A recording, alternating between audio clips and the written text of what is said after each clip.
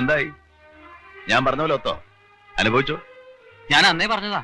ആ എടാ കൊച്ചനെ, നിന്റെ ചേച്ചിക്ക് നല്ല അടിയുടെ കുറവാ. ഇപ്പൊ നിനക്കതല്ല, അല്ലെ പിടിച്ചൊരു മൂക്കേറിട്.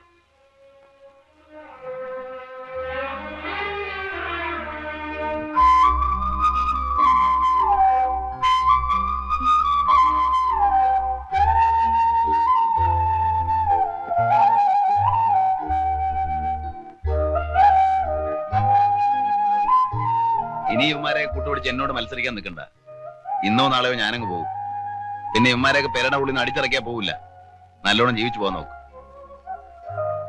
രമേശ, എടാ രമേശ.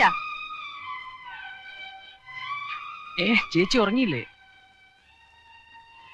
എടാ, അയാൾ ഏത് നാട്ടുകാരനാ? ആര്? അയാള് ചന്ദ്രു. ആ, എനിക്കറിയാൻ പാടില്ല. അയാൾ ഇവിടുന്ന് പോവാത്രേ. ഈ നാടിന് എന്ത് കുഴപ്പമാണാവോ? വേലയും പണിയില്ലേ, നല്ല കാശും കിട്ടുന്നുണ്ട്. ആ, പോന്നോര് പോട്ടെ, നമുക്കെന്ത് ചെയ്തു?